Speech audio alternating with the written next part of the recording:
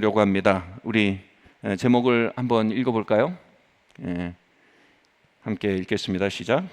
부모와 자녀의 자리가 회복되어야 삶이 회복됩니다. 누가복음 2장 52절 말씀 함께 읽겠습니다. 시작. 예수는 지혜와 키가 자라가며 하나님과 사람에게 더욱 사랑스러워 가시더라. 네, 여기서 제가 이 말씀을 원어로 이렇게 찾아보는데 굉장히 흥미로운 단어를 발견했습니다. 이게 뭐냐면 예수님이 자라갔다라는 단어입니다. 여러분, 예수님은 하나님이에요. 하나님의 아들입니다. 그냥 인문학적으로만 봐도 세계 5대 성현 중에 한 명이고요. 그런데 그분도 성장하고 진보했다고 말합니다. 여기서 성장하고 진보했다, 전진했다, 진보했다, 발전했다, 뭐 이런 뜻이에요. 오늘로 보면 그분이 지혜에 있어서 계속 발전했대요. 다시 말해, 지혜는 삶을 다루는 기술입니다. 하나님이 예수님이 삶을 다루는 기술에 있어서 계속 진보했다고 말합니다. 여기 키라고 번역된 게 킹 제임스 버전에는 stature 이렇게 돼 있는데, 이 stature가 키라는 의미도 있지만 stature가 뭐냐면 위상, 평판, 지위를 의미하기도 합니다. 그래서 그분의 평판과 위상과 지위, 즉 영향력이 점점 진보했다고 말합니다. 삶을 다루는 기술이 진보하고 그에 따라 그의 위상과 영향력이 진보했다라는 것입니다. 여러분, 하나님의 아들도 진보했는데 하물며 우리는 얼마나 더 진보해야겠습니까? 하나님의 아들도 성장했는데 하물며 우리는 더 얼마나 성장해 나가야겠습니까? 저는 새 아이를 20년 넘게 키웠습니다. 교회를 개척하고 담임 목회를 20년 넘게 했습니다. 또 학교를 시작하고 15년이 넘도록 계속 교육을 세워왔습니다. 신학 공부만 9년 넘게 하고 다시 신학 공부를 또 시작하고 있습니다. 저에게서 가장 큰 유혹이 뭘까요? 제가 스스로 프로페셔널하다고 생각하는 겁니다. 스스로 성장했다라고 생각하는 겁니다. 스스로 어느 정도의 단계에 들어갔다라고 생각하는 것입니다. 그러한 생각을 품으면 제 성장과 진보가 멈춰집니다. 저는 아직도 무럭무럭 자라나가야 합니다. 매우 발전해야 합니다. 가야 할 길이 멉니다. 이건 겸손을 떠는 게 아닙니다. 이건 삶의 진실입니다. 여러분, 이 유혹은요, 여기 앉아있는 모든 사람들이 겪는 유혹이에요. 난 클 만큼 컸다라는 막연한 생각과 자세, 알 만큼 안다라는 막연한 생각과 자세, 배울 만큼 배웠다는, 경험할 만큼 했다는 묘한 자세가 있습니다. 여러분, 이 유혹은요, 우리의 인생에 모든 성장과 모든 발전과 모든 번영을 막는 가장 큰 적 중에 하나입니다. 제가 만난 가장 큰 영적인 거인이 있습니다. 국제적으로 이분의 영향력은 정말 실로 어마어마하고요. 예를 들면 지금 돌아가셨지만 이 전대 교황이 이 개신교와 많이 교통하고 싶어서 개신교 리더들을 만나려고 할 때 꼭 이분을 만날 정도로 이분의 평판과 영향이 굉장히 컸습니다. 또 뿐만 아니라 이분은 주변 사람들이 그래요. 이게 성인이다, 이 사람은 현대판 성인이다, 이럴 만큼 정말 영적인 깊이가 굉장히 깊고 성숙한 분이십니다. 이분이 우연히 저희 교회에 오시게 됐었어요. 아주 오래전에 오시게 됐습니다. 당시 제가 30대 사역자였고, 또 저희 교회는 지하에서 시작되고 있던 개척교회였습니다. 그런데 이런 분이 우연히 저에게 걸어왔으니까 저는 얼마나 황송하고 감사했겠어요.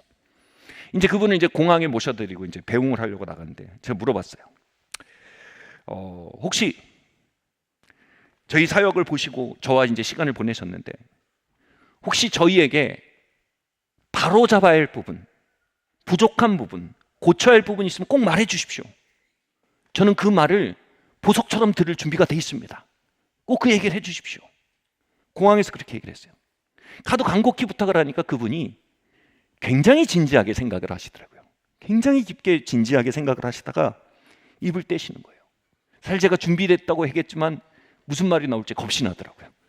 이걸 얘기할까 저걸 얘기할까. 근데 그분이 이렇게 얘기하는 거예요. 내가 할 얘기는 이거다. 내가 4일 동안 너희랑 같이 있었는데 나는 정말 많이 배웠다.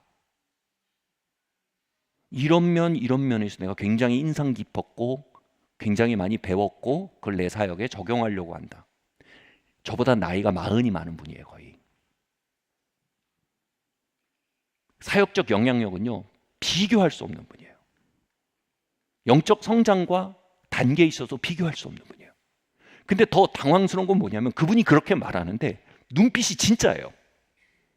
진짜 배웠다는 거예요. 제가 거기서 진짜 한 수 크게 배웠어요.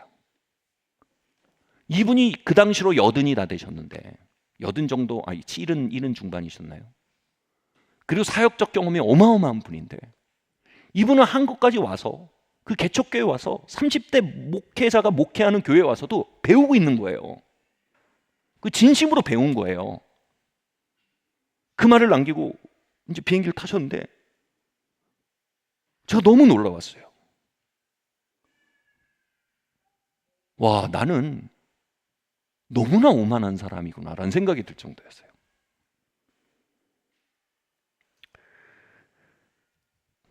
몇 년 전쯤에 저희 사역에 어떤 큰 호재가 있었어요. 좋은 일이 있었습니다. 그래서 그분에게 전화를 했어요. 전화를 해가지고 이제 북미에 계시니까 시차가 있어서 제가 밤늦게 전화를 했습니다. 그래서 이런 일이 있고 이런 일이 있었어요. 목사님 이랬어요. 그러니까 그분이 진짜 자식 일처럼 너무 기뻐하시는 거예요. 너무 기뻐하시고 영준 너가 그동안 이 길을 걸었으니까 그 길에 대해서 하나님이 존중하시는 거야. 그래서 막 굉장히 막 기뻐하시면서 또 칭찬해 주셨어요. 너무 감동이었죠. 근데 전화를 끊으려고 이제 제가 시간 감사하다고 전화 끊으려고 하는데 그분이 그러신 거예요. 나한테 이거 전화해줘서 고마워, 알려줘서 고마워 그러시면서 마지막 말을 제가 잊을 수가 없어요. 영준. 그리고 딱 전화 끊는데 저를 멈추는 거예요. 영준. 그리고 제 평생의 등대 같은 두 마디를 하셨어요. 두 문장을 말씀하셨어요. Stay humble, stay hungry. 영준아, 너 계속 겸손하고 계속 배고파야 돼. Stay humble, stay hungry. 이분이 되게 온유한 분이거든요. 그리고 그 말은 말할 수 없이 따뜻하고 부드러웠거든요. 근데 이렇게 말할까요? 제가 들었던 말 중에 가장 엄한 말 중에 하나였어요. 어마어마하게 엄한 말로 다가오는 거예요. 그리고 전화기 너머로 불이 오는 것 같았어요. Stay humble, stay hungry.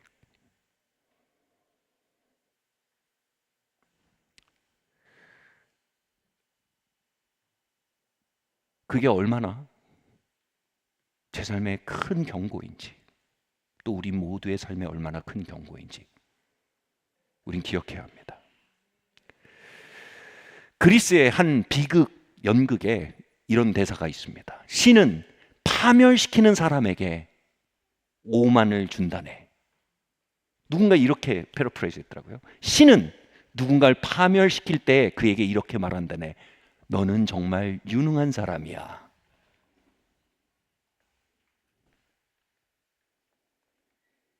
교만은 패망의 선봉이란 말은요, 단순한 교훈이 아닙니다. 여러분, 우리의 삶에 나는 알 만큼 알고 배울 만큼 배웠고 궤도에 올랐고 나는 이제 배우기를 그쳐도 되고 나는 말을 듣지 않아도 돼 라는 태도는요, 얼마나 쉽게 우리에게 다가옵니까? 그리고 특별히 10대에서 20대로 넘어가는 이때에 제가 삶을 돌아보면요, 오만이라는 영이 가장 강력하게 저를 충동하던 시간이었습니다. 나도 이제 컸다. 나도 이제 알 만큼 안다. 자신에 대한 신뢰가 시작되고 권위에 대한 반문이 시작됩니다. 당연한 성장의 과정이지만 때로는 그것이 과해져서 오만으로 기울어지기 매우 쉬운 기간입니다. 그 유혹에 반복적으로 응답하고 나면 그건 한때의 유혹이 아니라 성품이 되고 맙니다. 저는 그것이 성품이 된 20대가 되어 있었습니다.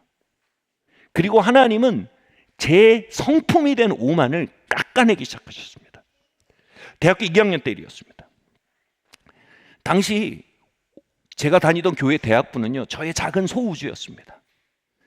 거기서 박수를 받으면 온 우주에서 박수를 받는 거고, 거기서 환영을 받으면 온 우주에서 환영받는 것처럼 저의 작은 세상이었어요. 대학교 2학년 때인데 당시 대학부 회장의 자격이 대학교 3학년 이상이었습니다.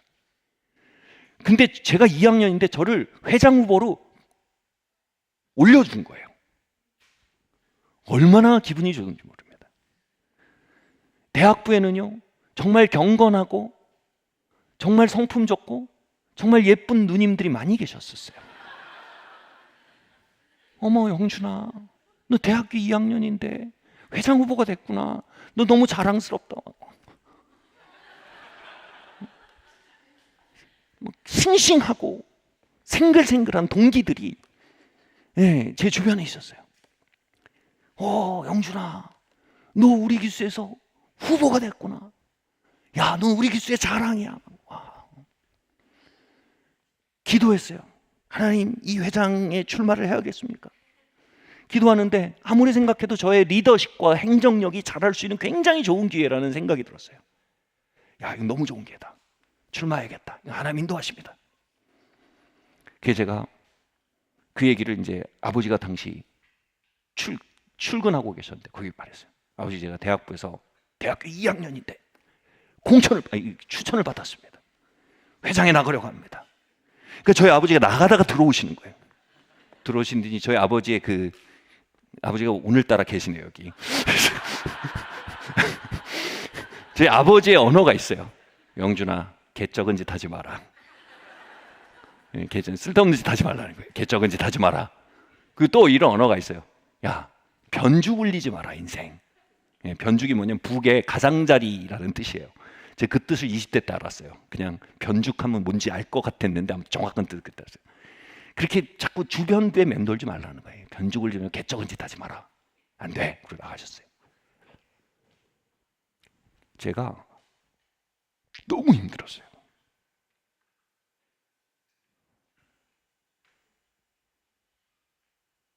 적당히 힘들면 게임을 하거나 놀러 나갈 텐데 너무 힘드니까 기도가 나오더라고요. 기도를 했어요. 하나님께 제가 하나님께 드렸던 기도를 여기서 아버지가 계신데 라이브로 얘기하게 생겼네요. 하나님, 조금 더 친절하게 말씀하셔도 되는 거 아닙니까? 조금 더 설명을 하시든지 아니면 좀 자녀의 입장을 좀 존중해 주시든지. 이제 저도 21살이란 말입니다. 하나님, 이제 내가 21살이고 나도 기도하고 내일을 결정할 수 있는 나이고 나도 내가 뭘 하고 있는지 안단 말입니다. 내가 선택하는 게 결과가 뭔지 아는 나이란 말입니다. 존중받지 못하는 느낌입니다. 하나님, 그리고 내가 기도하고 결정했지 않습니까? 그리고 이건 제가 리더십과 행정력에서 잘할 수 있는 좋은 기회입니다. 하나님, 너무 속이 상합니다. 근데 그때 제가 받은 응답은 정말 섭섭했어요. 요약하면 이거예요. 순종해라요. 순종해라. 입이 이만큼 나오는 것 같았어요. 아멘. 순종해라.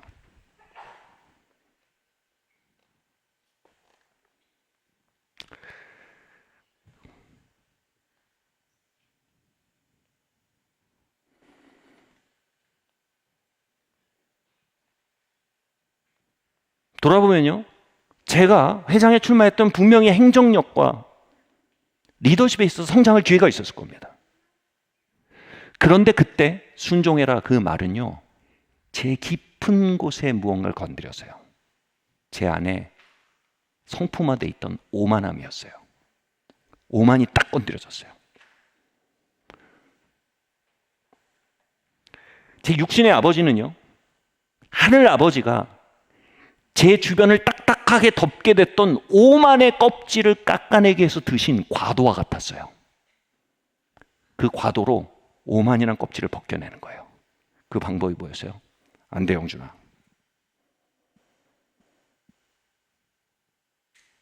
하늘 아버지와 육신의 아버지의 공조였어요. 안 돼, 영준아.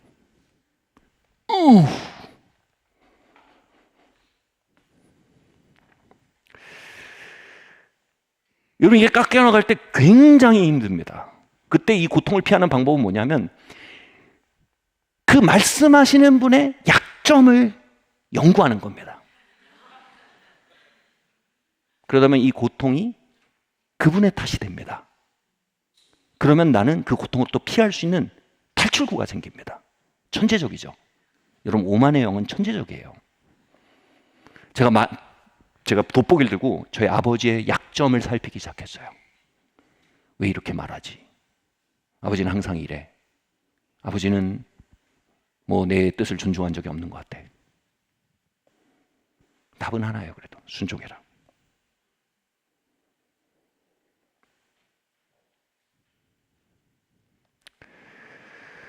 여러분 예수님조차도요 순종함으로 배우셨대요.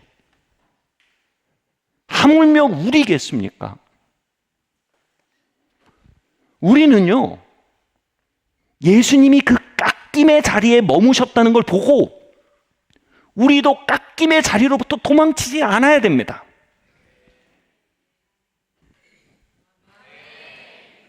아멘. 오늘 본문의 맥락이 그거예요. 예수님이 아버지 어머니와 같이 예루살렘에 올라가셨어요. 10대 때였습니다. 그런데 아버지 어머니, 제가 성경에서 가장 신비한 구절 중에 하나예요. 뭐냐면 아버지 어머니가 동행들과 함께 예루살렘을 떠나서 집으로 내려오다가 며칠 길을 가다가 그때 예수님을 놓고 있다는 걸 깨달았어요. 정말 신비롭지 않아요? 오, 우리 아들. 네. 다시 돌아가셨어요. 돌아가셨더니 예수님이 성전에서 율법 교사들과 제사장들과 함께 성경에 대해서 Q&A를 하고 계신 거예요. 10대가. 근데 그분의 입에서 나오는 이야기가 지혜와 계시의 정신으로 충만해서 이들의 입이 떡 벌어져 있었어요. 그리고 그들이 그 꼴을 먹고 있었어요. 다시 말해 그 자리에 말씀의 부흥이 터진 거예요. 예수님 하나님의 영을 의지해서 하나님의 인도를 받아서 그 자리에 말씀의 부흥을 터뜨리고 있었단 말이에요. 근데 여기 부모님들이 오셔서 하신 말씀이 뭡니까? 거기서 우리 아들 이제 다 컸구나. 우리 아들 정말 훌륭하구나. 너가 내 속으로 낳은 자식이 아닌 것 같았고 라고 하지 않으시고 이놈의 자식아 왜 나를 걱정시키냐, 왜 가자는데 가지 않고 여기서 뭐 하고 있냐라고 말씀하셨어요. 그 앞에서 예수님이 이렇게 말씀하십니다. 내가 아버지 집에 거해 줄 줄을 알지 못하시나이까. 다시 말해 나는 하나님의 아들입니다 라는 선은 분명히 그으셨어요. 그 다음에 어떻게 하셨어요? 독립선을 하신 게 아니고 그 다음 구절이 놀라워요. 부모님과 함께 갈릴리로 내려가서 받들어 순종했대요. 와우. 이 부모님이 어떤 부모님이에요 지금? 예수님 못 알아봐요. 이 부모님이 누구예요? 어떤 부모님? 예수님이 지금 하나님과 동행하고 있는 것을 이해하지 못해요. 이 부모님은 어떤 상태예요 지금? 예수님의 영성보다 훨씬 떨어져요. 이 예수님이 어떤 상태예요? 예수님의 시야보다 이 부모님의 시야가 훨씬 더 좁았어요. 근데 예수님 어떻게 했대요? 내려가서 받들어 순종하셨대요. 그 다음 구절이 이거예요.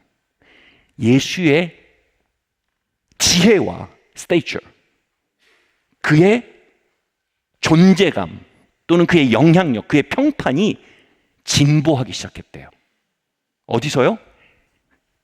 요셉과 마리아의 자녀의 자리에서요. 아멘. 예수님이 그렇게 말해도 아무도 공격할 수 없어요. 요셉과 마리아의 리더십은 저를 담을 수 없는 간장종지 같은 리더십입니다.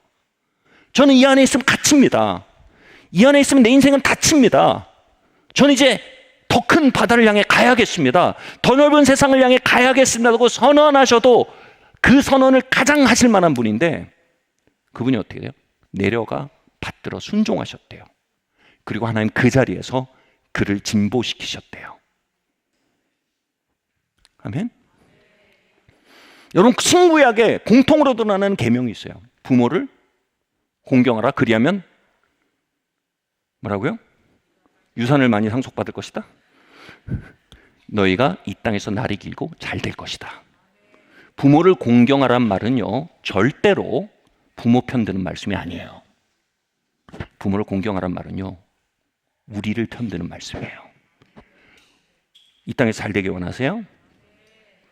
이 땅에서 오랫동안 강건하게 원하세요? 진짜 하나님 부으신 웰빙 가운데 살기 원하세요?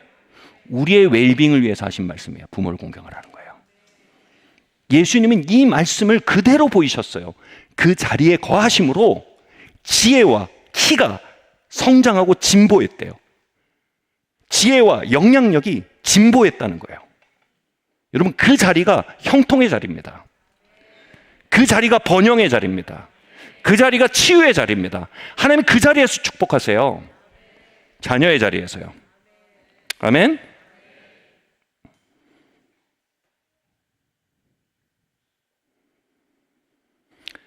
바로 예수님의 버전의 Stay humble, stay hungry입니다. 아마 하나님이 예수님에게 말씀하셨을 거예요.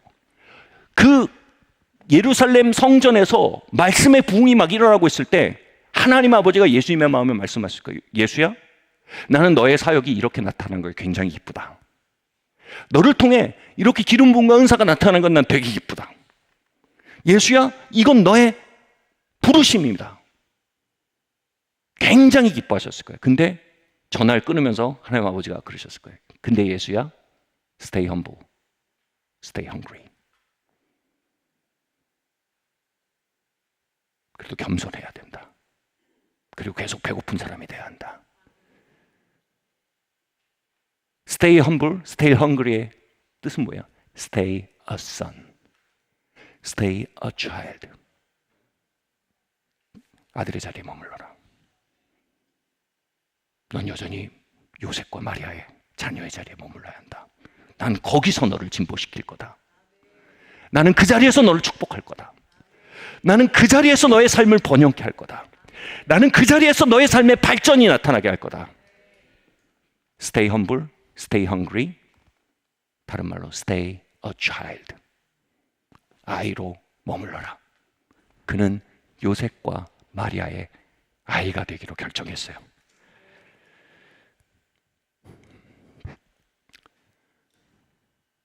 얼마 전에 제 아내가 출장을 갔다 왔어요. 사실 출장 갔다 지금 오랜만에 만났어요. 근데 출장을 갈 때 저희 아내가 이만한 들통에, 드럼통에 거의 미역국을 잔뜩 끓였어요.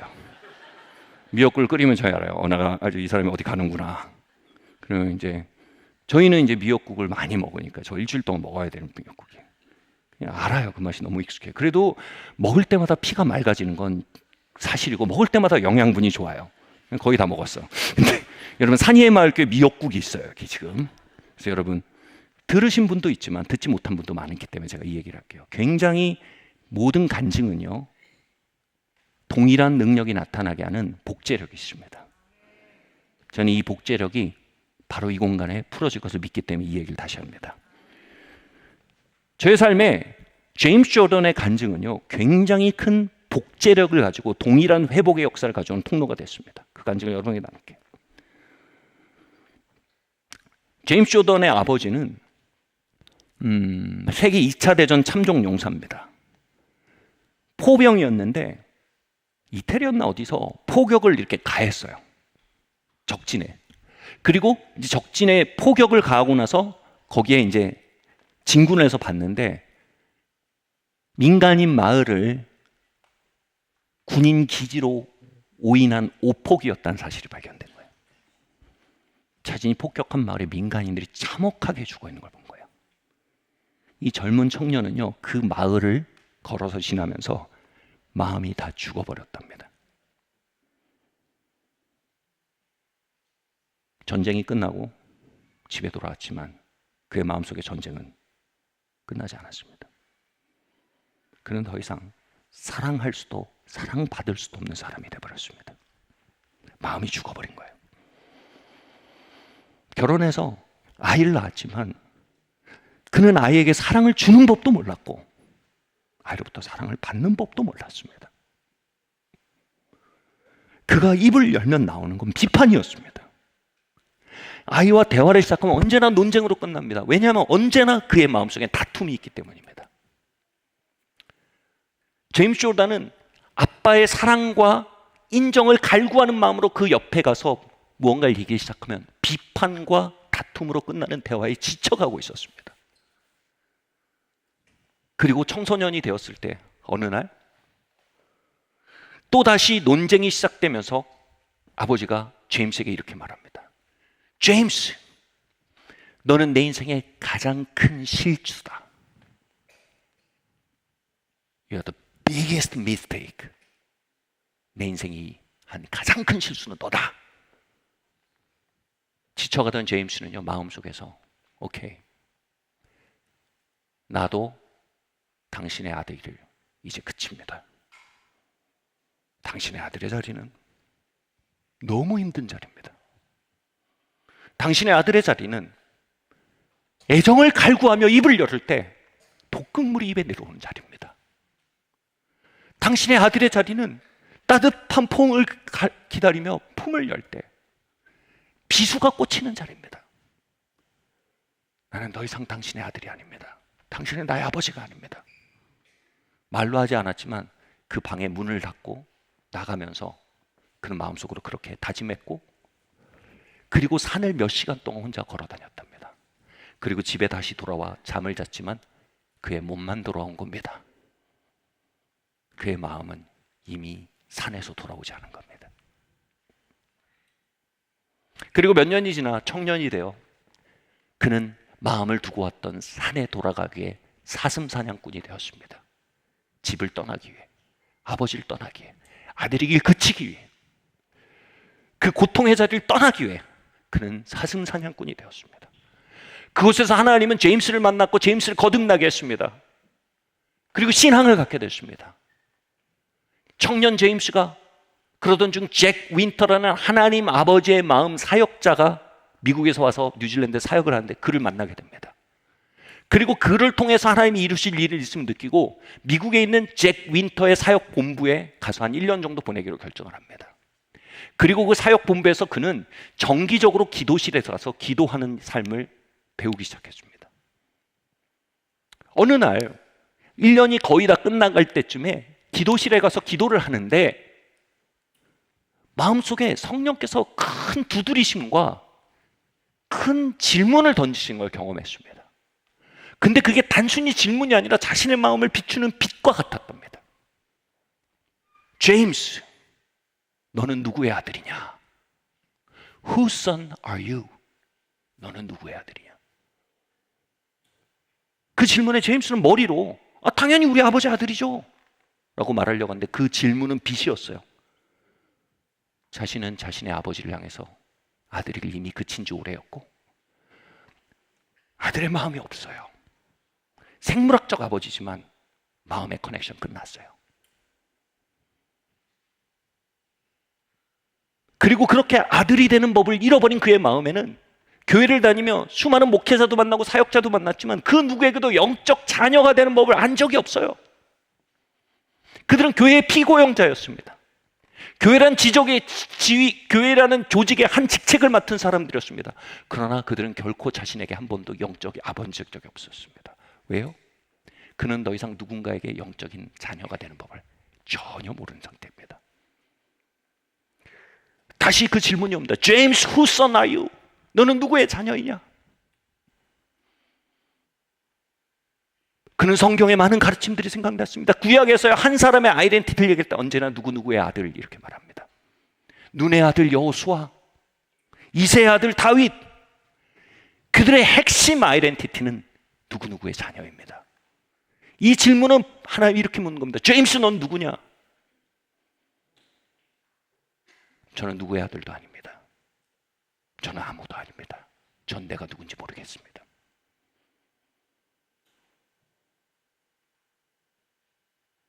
그리고 그날 밤이 생각납니다. 제임스, 넌 내 인생의 가장 큰 실책이야.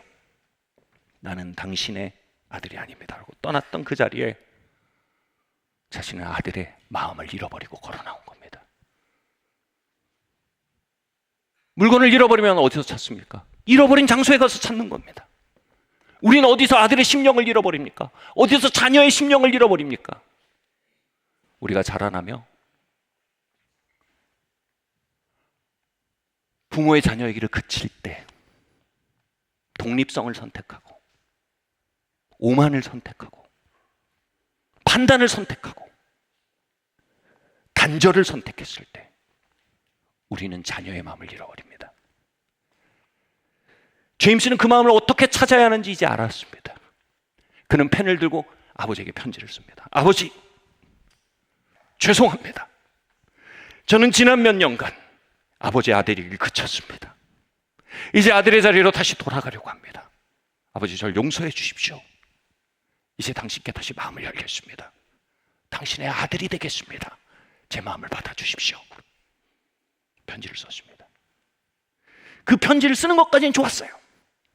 보내려니까 미치겠는 거예요. 왜냐하면 아버지는 약점을 잡으면 비판하는 분이에요. 그 편지에는 제임스 자신의 약점을 고백하는 이야기만 가득해요. 편지에 한 문장 한 문장만큼 비판의 양이 쏟아질 걸 보이는 거예요. 그런데 그의 멘토였던 잭 윈터가 말한 거예요. 제임스, 너 그 편지 꼭 보내야 돼. 제임스는 그 편지를 품에 안고 우체통 주변을 서성입니다. 편지를 우체통 입구에다 이렇게 넣었다가 이걸 놓으면 톡 떨어지면 뉴질랜드로 가는 거예요. 다시 뺍니다. 거리 끝까지 걸어갔다가 다시 끝까지 걸어갔다가 밀려가다가 빼려고 하다가 잭윈터의 목소리가 들리는 것 같아요. 제임스, 너 그거 붙여야 돼. 마침내 그 편지를 우체통에 떨어뜨립니다. 편지가 우체통 바닥에 퉁 하고 떨어지는데 고통의 상자, 두려움의 상자, 판도라의 상자가 열립니다. 이제 이 편지가 아버지에게 가는구나. 이제 내가 그렇게 떠나고 싶던 그 자리가 개방되는구나. 그동안 얼려놓았던 우리의 이야기가 다시 해빙되는구나. 얼어붙었던 고통과 두려움이 마음속에 돌아옵니다. 뉴질랜드로 돌아갔습니다. 아버지 어머니를 만났어요. 그는 어마어마한 비판의 홍수를 각오하고 만났습니다. 그런데 아버지가 아무 말도 안 하는 겁니다. 눈치를 보고 밥을 먹고 말을 이렇게 유도신문대 보고 아무 말씀 안 하세요. 나중에 어머니를 따로 불렀습니다. 어머니, 아버지한테 제가 보낸 편지가 갔나요? 어머니가 얘기합니다. 제임스, 그 편지는 아버지의 보물이야. 아버지는 그 편지를 침대 옆 협탁에 서랍에 넣어놓고 매일 밤 꺼내서 읽으셔. 그 편지는 아빠의 보물이야. 제임스는 시작됐구나. 그 긴 돌아옴의 여정이 시작됐구나. 제임스는 용기를 냅니다. 평생 처음으로 헤어질 때 아버지에게 기습적으로 허그를 합니다. 아버지는 항상 악수를 하고 헤어지는 스타일이었습니다. 제임스, 반가웠다. 또 보자. 근데 옷은 무슨 꼴이냐? 제임스, 반가웠다. 또 보자. 근데 요즘 너희 집에는 왜 그러냐? 근데 손을 딱 내는 아버지에게 제임스가 허그를 받았어요. 아버지는 남자에게 허그를 받아본 게 처음이었습니다. 그래서 이체로 허그를 받았어요. 그리고 헤어졌습니다. 이제 제임스에게는 큰 미션이 생겼어요. 라운드 2. 아버지, 저랑 럭비 경기를 같이 보시죠. 아버지가 좋다고 그래서 정말 절대 하지 않은 일, 거실에 아버지와 아들이 단둘이 앉아서 럭비를 봅니다. TV로. 헤어질 때 또 아버지가 문에서 이렇게 손을 내밉니다. 제임스가 포옹을 하고 말합니다. 라운드 2 이거예요. 아빠, 사랑합니다. 아버지는 남자에게 사랑한다는 말 처음 들어봤어요. 다시 하고 있다가 팔 한쪽으로 제임스를 안으셨어요. 그리고 제임스가 떠났는데 이렇게 얘기했대요. 제임스, 나도 네 아내와 네 아이들을 사랑한단다. 그 2차 대전 참전 용사에겐 최대치의 고백이에요. 나도 네 아내와 네 아이들을 사랑한단다. 제임스는 이렇게 해석했어요. 제임스, I love you.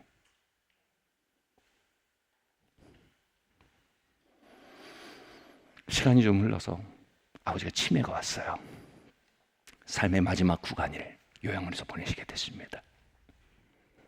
하루 종일 아버지는 창밖을 멍하니 침대 위에 앉아서 응시하는, 초점 없는 응시하는 치매 환자였습니다. 제임스는 아버지와의 마지막 시간을 보내기에 종종 병문안을 갔습니다.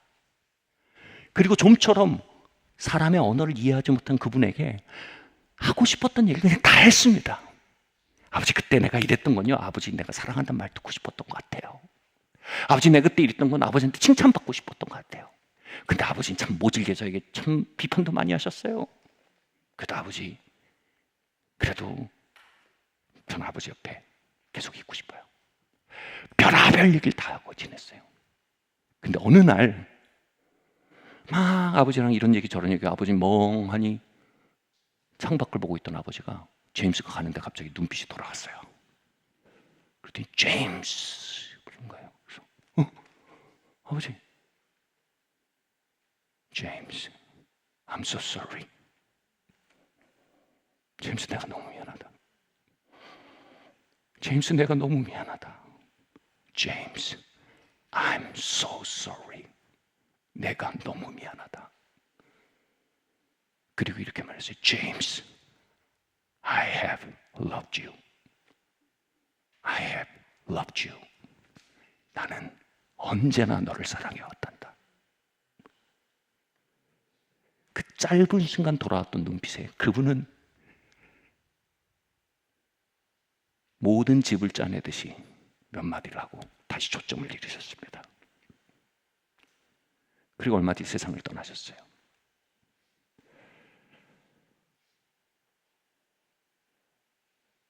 이 이야기를 저희 아버지가 제임스 조던의 스쿨에 참석했다가 들으셨어요. 그리고 영문을 할 수 없는데 저한테 자꾸 제임스 조던의 스쿨에 가야 된다고, 이건 놓칠 수가 없다고. 저희 아버지가 굉장히 좋으신데 또 한편 이렇게 막 칭찬을 후하게 하는 스타일은 아니십니다. 이상할 정도로 칭찬을 많이 하시는 거예요. 제임스 조던의 스쿨을. 훌륭하다고 그래요. 제가 스쿨이 다 끝나고 나오는데 왠지 아버지의 의도를 알겠는 거예요. 제 마음엔 이렇게 느껴졌어요. 아들아, 우리도 그 회복의 길을 가면 안 되겠냐? 우리도 같이 그 길을 걸어보면 안 되겠냐?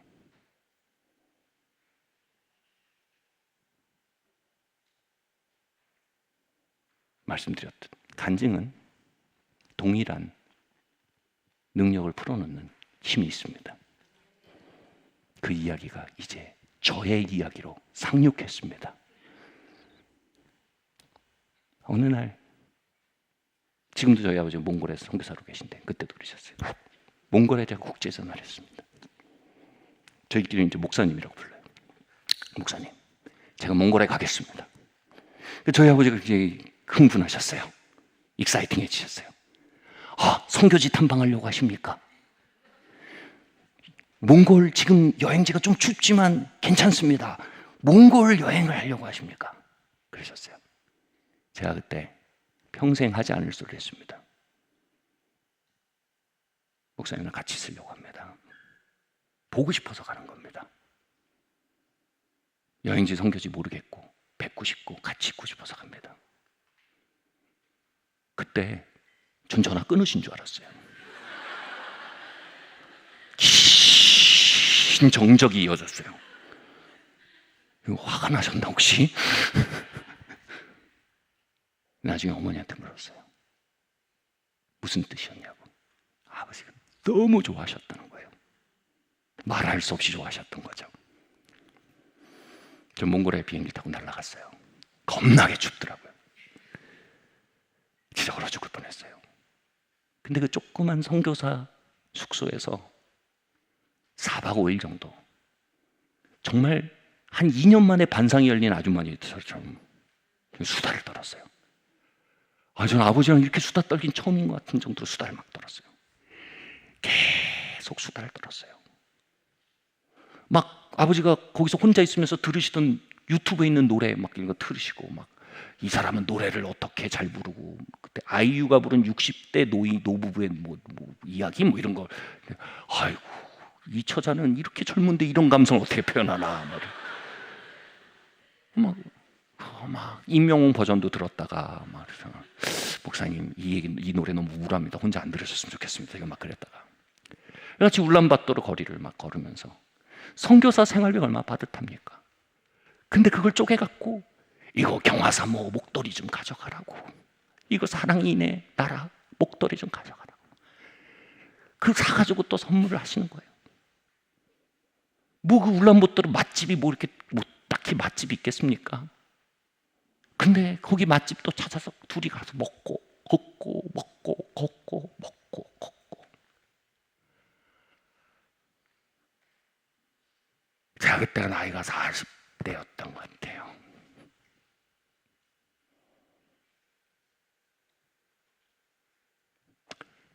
먼 길을 돌아서 아빠와 아들이 돼가는 거예요.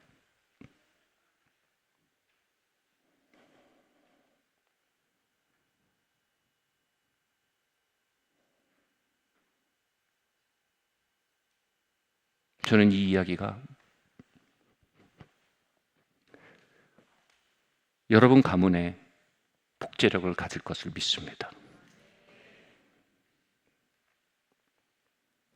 저희 가정에 상륙한 자녀의 마음을 아비에게로 돌리고 아비의 마음을 자녀에게로 돌리는 말라기서의 그 예언의 역사가 이 이야기를 통해 여러분의 가문에 상륙하고 있는 줄 믿습니다.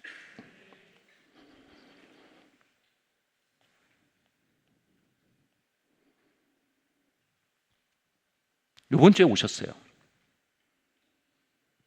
몽골에서 다시. 월요일날 오셨는데 제가 화요일날 저녁을 모셨어요. 레스토랑 저녁 시간이 열릴 때 6시에 열리는데 목사님 5시 55분에 오셔야 됩니다. 제가 그랬어요. 그래서 열리자마자 들어가자는 거죠. 요이 땅에서 들어갔어요. 들어가서 레스토랑 저녁 시간이 끝날 때까지 앉아서 먹으면서 수다를 떨었어요. 저는 제가 17살 때 라디오를 같이 들으면서 아버지가 이런 노래 좋아하시고 저런 노래 좋아하신다고 소개하시면서 저한테 친해지려고 하셨던 게 너무 지금 돌아보니까 너무 감사해요. 그게 제 인생을 붙들어주는 다시 되었습니다.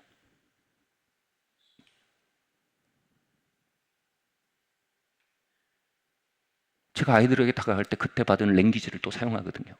제가 좋아했던 영화를 같이 보기도 합니다. 제가 좋아했던 노래를 같이 듣기도 합니다. 그래서 세대와 세대가 다른데 그 문화적 코드를 공유해서 친구가 돼가는 겁니다. 제가 받은 유산이에요. 그렇게 얘기도 한다. 뭐 그런 얘기도 나누고, 그래서 레스토랑에 닫을 때까지 있다 나왔어요.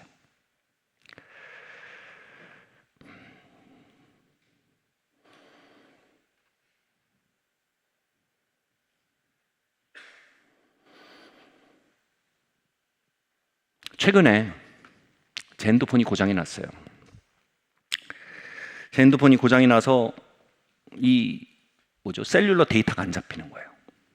나중에 이제 알아보니까 내부 안테나가 박살났대요. 그러니까 그냥 개인 이 개별 기기로서는 작동은 다 해요. 이 안에 있던 뭐 동영상, 사진 다 볼 수 있어요. 근데 커넥션이 없어요. 안테나가 박살나서요. 고칠 길이 없대요. 그래서 그 핸드폰을 갈았어요. 제가 말하고 싶은 게 뭐냐면 자녀의 심령은요, 하나님 아버지와 연결될 수 있는 내장 안테나입니다. 하나님의 왕국은요, 아들의 나라입니다. 자녀의 심령은요, 하나님의 왕국의 시그널을 잡을 수 있는 안테나입니다. 그 안테나가 회복되며 하늘 왕국의 시그널이 쉽게 잡히기 시작하더라고요. 오, 여기 일하고 있네. 여기 일하고 있네. 제가 기계를 다시 개통하면서 밀렸던 메시지가 두두두두두 들어오더라고요. 자녀의 심령이 회복되니까 아버지가 저에게 하늘아버지가 보내는 메시지가 빈번하고 디테일하고 깊어지더라고요. 커넥션이 돌아온 거예요. 사랑하는 성도 여러분, 사랑하는 청소년 여러분, 제가 부모로서 저희 아이들에게 물려줄 최고의 유산은 그 안테나입니다. 제가 아이들을 좋은 대학을 보내고 많은 연봉을 받게 하지만 그 안테나가 부서진다면 그 아이들은 3,000기가인데 커넥션은 없는 똘똘이 스머프로 살 겁니다. 자기만 똑똑해. 근데 커넥션이 없어요. 다시 말해 가장 불행한 인생이 될 겁니다.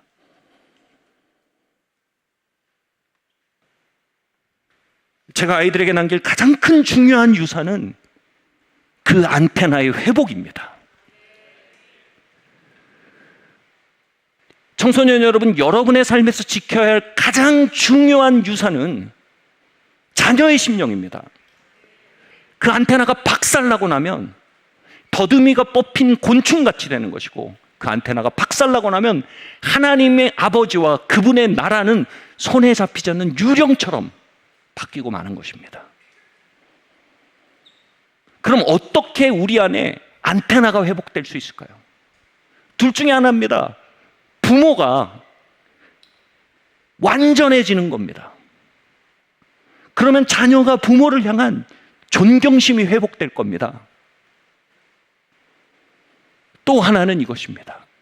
부모가 겸손해지는 것입니다. 완전해질 수는 없어요. 내가 하루아침에 바뀔 수는 없어요. 그래도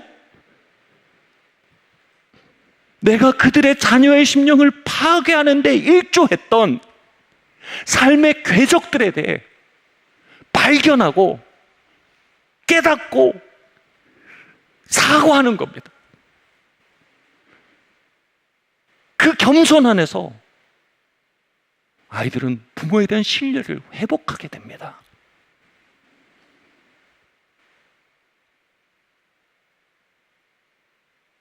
저희 아이들이 방학이라서 이제 한국에 돌아왔어요. 발톱 손톱이 자라듯이요. 얘네들이 미국물을 먹었는지 바닷물을 먹었는지 그 자녀의 심령이 조금 가려진 거예요. 제 느낌에. 약간 마음이 높은 느낌이 들어요. 그래서 제가 얘기했어요. 너네 자녀의 자리를 잃으면 안 된다.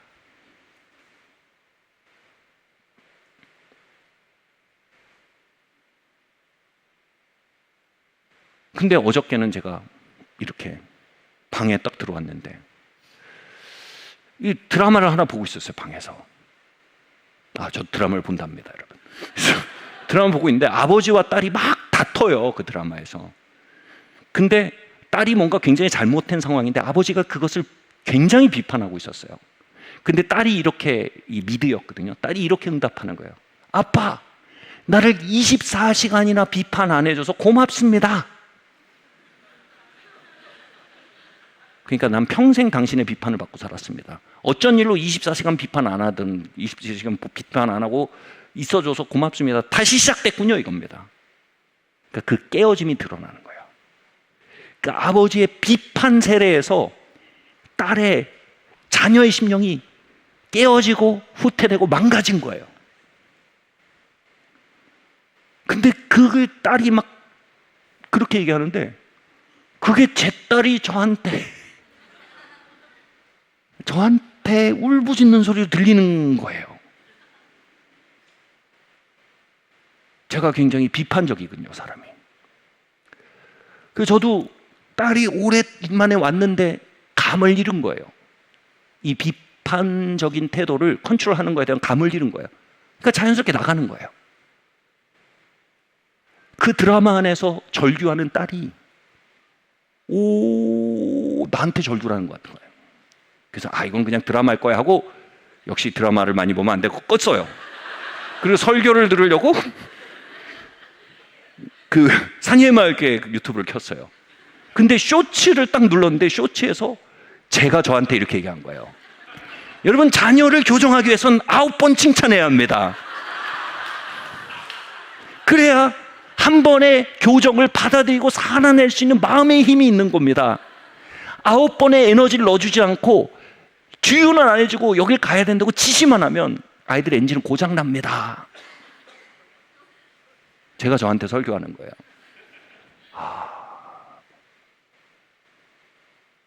그리고 다시 저의 실수와 패착들이 보이는 거예요.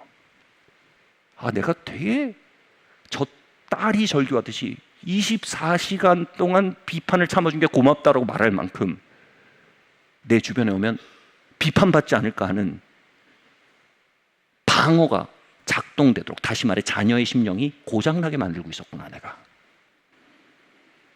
여기서 해야 될 일은 뭐예요? 겸손이에요. 사과해요. 딸, 내가 상당히 비판적이었다. 미안하다. 여러분, 상대방을 겸손하게 만드는 건 둘 중에 하나입니다. 나의 완전하고 압도적인 의거나 겸손함입니다. 저는 이것으로 아이들을 겸손하게 만들 재간은 없습니다. 여기 그런 분이 있다면 제가 여기 담임 목사직을 그분에게 넘겨드리겠습니다. 근데 우리 모두는 겸손함으로 자녀들을 겸손하게 만들 수 있는 재간은 있습니다. 하나만 값으로 지불하면 됩니다. 자존심입니다. 남자들은 자존심이 진짜 셉니다. 남자가 누군가를 위해 자존심을 내려놓는다면 그 사람 진짜 사랑하는 겁니다. 제가 아는 사람 중에 가장 자존심 센 사람 중에 하나가 저희 아버지세요. 죄송합니다. 오늘 날이 안 좋네요. 근데 그런 아버지가 저에게 많이 사과하셨어요. 내가 너무 성질이 급했다고, 내가 너무 거칠었다고, 그게 본심은 아니었는데 나도 방법을 몰랐다고,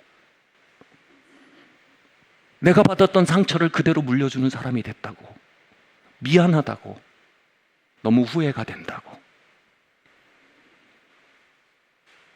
여러분, 우리 남자들이 이런 착각을 해요. 내가 자존심을 내려놓으면 상대방이 날 무시할 거라는 굉장한 판타지를 가지고 있습니다.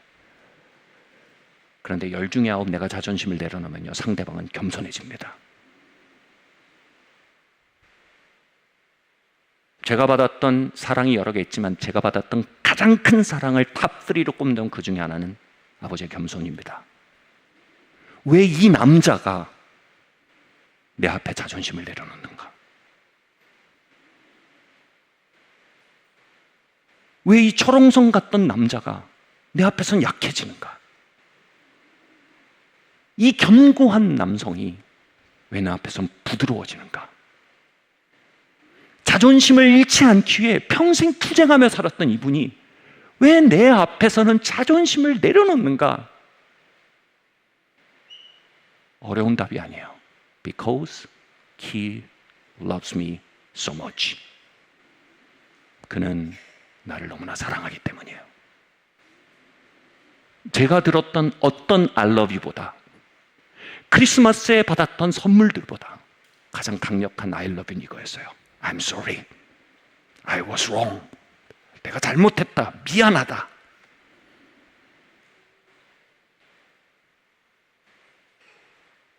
말씀 마쳐야 될 것 같아요. 제가 아는 캐나다에 한 여자 목회자분이 계세요. 이분이 캐나다로 이민을 가셨는데 거기서 이제 남편이 좀 되게 폭력적이고, 그래서 아무튼 그래서 결국 헤어지게 됐어요. 딸들을 키우는데 이분이 혼자 딸 셋을 키워야 되니까 억척스러워지고 거칠어진 거예요. 그래서 딸에게 굉장히 거칠게 말하면서 아이들 키운 거예요. 근데 어느 날 하나님 아버지의 마음을 깨닫게 되고 자신이 얼마나 비판적이었는지 알게 되고 아이들의 자녀의 심령을 지키는 게 얼마나 중요한 부름인지 알게 되고, 그 자녀의 심령을 수리할 수 있는 두 가지 길, 하나는 내가 완전해지거나 하나는 내가 사과하거나, 둘 중에 자기가 두 번째는 할 수 있다는 걸 알게 됐어요. 그 딸 셋을 한 명씩 목욕탕으로 불렀답니다. 그리고 목욕탕에 넣어놓고 딸의 온몸을 씻겨주면서 내가 그때 이렇게 말한 거 미안하다. 내가 너한테 이렇게 한 거 미안하다. 이 물이 너의 몸을 씻듯 성령께서 너의 깨어진 자녀의 심령을 씻어주시길 바란다. 나를 용서해다오.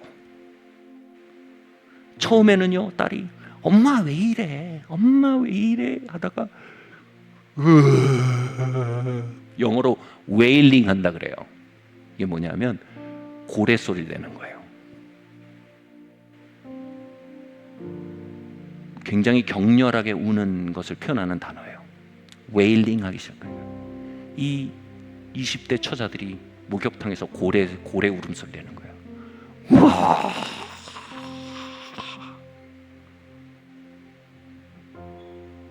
어머님 계속 그 몸을 씻어주는 거예요. 이 안에 고장냈던 안테나들이 고쳐지길 바란다. 주님, 이 아이의 안테나를 고쳐주십시오. 제가 이 아이의 안테나를 침범하고 밟아왔습니다. 고쳐주십시오.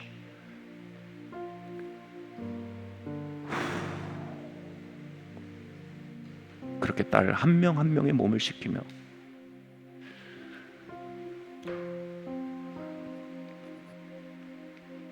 그들의 자녀의 심령을 뭉그러뜨렸던 선택들을 용서를 구했던 이야기랍니다. 사랑하는 성도 여러분, 사랑하는 부모 여러분, 우린 자녀에게 완전함을 선물해 줄 수는 없습니다. 그러나 우린 자녀에게 겸손을 선물해 줄 수 있습니다. 내 소중한 자존심보다 네 안에 있는 자녀의 심령이 훨씬 더 소중하다라는 사랑의 시위를 할 수 있습니다. 그 겸손의 시위는요, 아이들로 하여금 우리를 내려다보게 하지 않습니다. 아이들로 하여금 긍휼과 은혜에서 말미암는 존경을 우리에게 선물하게 합니다. 우리 엄마도 우리 아빠도 깨어진 한 사람이었구나. 나도 깨어진 한 사람이지. 내가 우리 아빠한테 우리 엄마한테 어떤 선물을 줄 수 있을까? 그래, 우리 엄마가 우리 아빠가 그렇게까지 존경받을 만한 성숙을 가지지 않았을 수 있어. 그러나 내가 그걸 선물로 줄 수 있지 않을까? 존경은 따내는 게 아닙니다. 존경받을 만한 짓을 해야 존경한다고요? 그건 율법의 세계입니다. 존경은 선물입니다. 겸손도 선물입니다.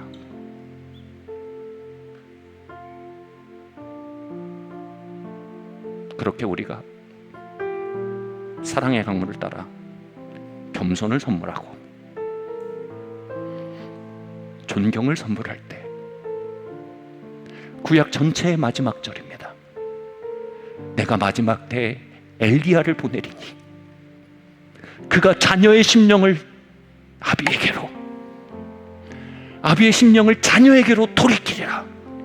두렵건대 돌이키지 아니하면 내가 저주로 그 땅을 덮게 할까 하노라. 여러분, 우리의 삶의 진짜 저주는 뭡니까? 우리의 삶의 진짜 재난은 뭡니까? 부모의 마음이 밀려나 있는 자리, 자존심 안에 잠들어 버린 자리, 자녀의 심령이 밀려나 있는 자리, 오만 안에 갇혀 부모의 잘못을 세고 있는 자리. 그러나 우리가 겸손으로 다가서고 은혜로 응답할 때 우리의 삶에 저주의 뿌리가 파괴된다는 것을 우린 깨달아야 합니다. 오늘 설교 후 찬양을 뭘 했으면 좋겠냐고 해서 김영희 목사님께 두 곡을 제가 드렸어요. 아버지 집으로 나 돌아갑니다. 제가 몽골에 가는 비행기는 울란바토르행 비행기가 아니었습니다. 아버지 집으로 돌아가는 비행기였습니다.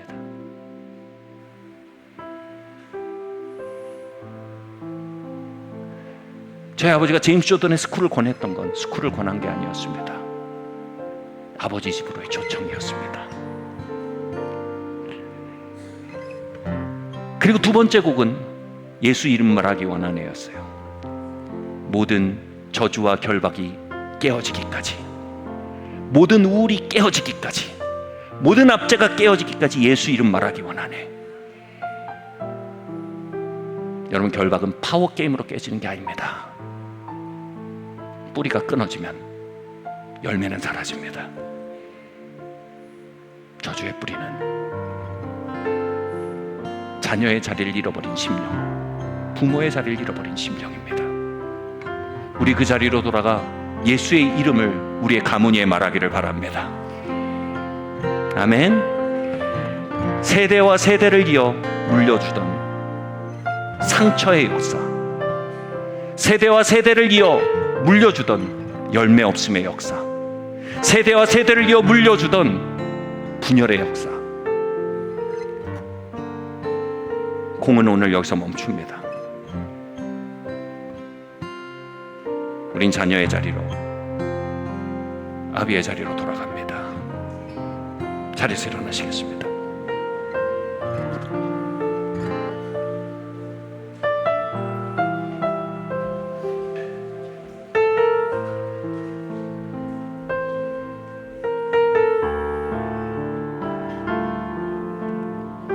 우리 같이 한번 찬양하겠습니다. 앞으로 딱 15분 정도 여러분 정말 거룩한 시간을 갖기 원합니다. 우리 함께 좀 집중력을 가지고 25분을 유지했으면 좋겠습니다.